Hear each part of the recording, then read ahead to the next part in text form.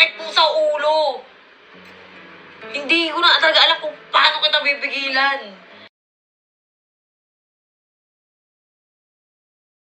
Mahal namin ng isa't isa. Pero walang kami. Kumbaga ayaw lang namin pangunahan yung panahon siguro. So parang tingin namin nagkakapaan pa kami ng ugali. Tingin ko may inaantay siya na gawin ko para mapulpil siya na Mana?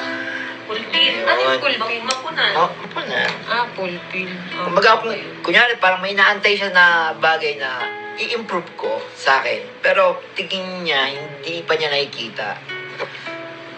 So, parang, gano'n. So, waiting tayo doon hanggang dumating tayo sa point na hindi na kami magkasundo. Actually, may mga away kami na tago. May away din naman kami na nakikita niyo. Ito ha, lilinawin ko lang. Nung hindi na siya nagpapakita, wala pa si Tapang noon.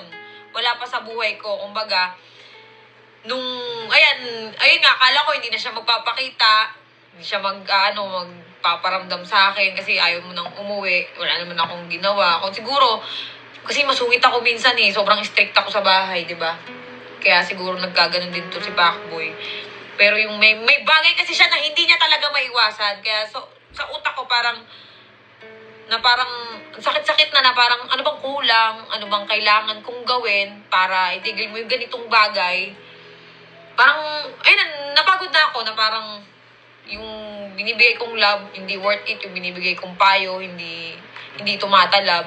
Hindi ko na alam gagawin ko. Ngayon, may dumating sa buhay ko na parang, ay sige, subukan ko. Okay. Yun.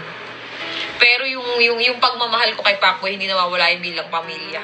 Kwento Masyado ako natin naging kampante. Yan. Siguro pakiramdam ko, parang tumaas ako, lumaki ulo ko, gano'n. Pakiramdam ko parang, ay, hindi ako iwan nito, gano'n. Kumbaga, parang kayang-kaya kong kontrolin lang. Sa panahon na yun, hindi ko pinahalagahan yung pagmamahal na ito. Ayun, gusto ko lang din mag-sorry kay Pacboy. Kung gusto ko rin mag-sorry sa inyo, alam ko, nasaktan ko yung feelings mo. Hindi. Ngayon lang, alam mo yan, ngayon lang ako ganto. Hindi ko rin alam, parang biglang boom, biglaan Siguro sa sobrang saya ko, hindi ko na namalayan na nasasaktan ko na pala si Pacboy. Pero wala ka naman sa Kung tutusin, guys, wala naman siya sa estado na, dyan sa point na yan, hindi siya darating sa point na yan kung naging... Nagpakita ka? Hindi, kung siguro kung inayos ko, kung siguro yung mga panahon na yon, yung problema namin na yun, kung siguro inintindi ko siya, and then siya naman nung time na wala ako, ang naging comfort zone niya is yung nandun siya sa Cebu, and siguro si Boy Tapang yun nandun that time na stress siya sa akin, and tingin ko napagod na rin siya. Ito, sa loob ng 1 year yung magkasama, ano masayo Pacboy na yung Cherry White na yung magsisimula siya ulit na hindi ka na niya makakasama. Kumbaga, parang magsisimula ulit kayo sa umpisa. Mga bagay na naitulong mo. Kung paano mo nabago yung isang Pacboy, kung paano mo natulungan. Di ba?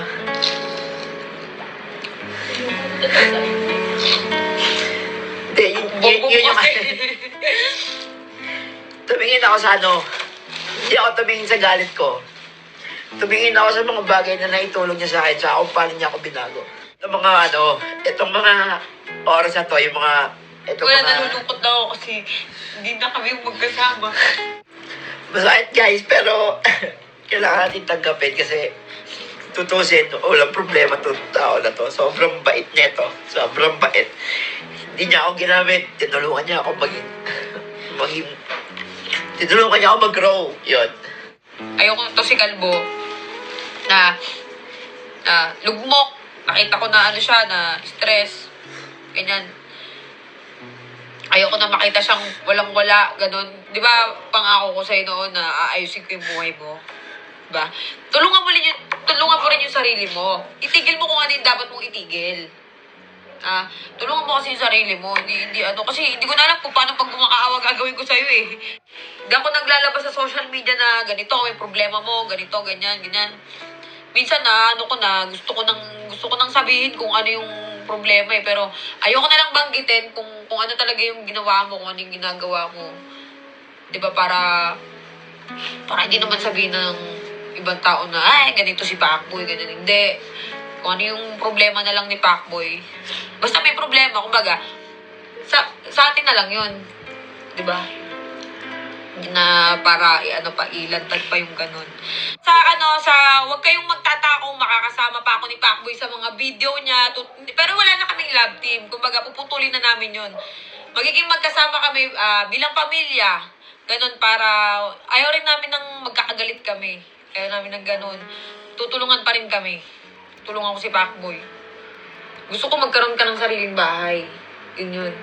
Kaya nga sabi namin sa'yo, huwag ka magpakalugmok. Bangon, di ba? Kung ano yung pagkakamali mo, siguro, ano na lang yan, aral. Pinitik ka ni Lord, na parang aral na lang yan, ganun.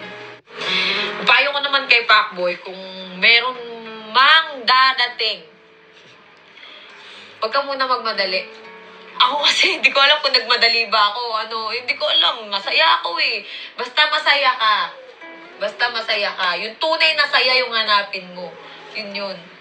Kapag may dumating na ganun, go mo lang. Magka-girlfriend ka, yung talagang, hindi yung send Gcash. Wag ganun.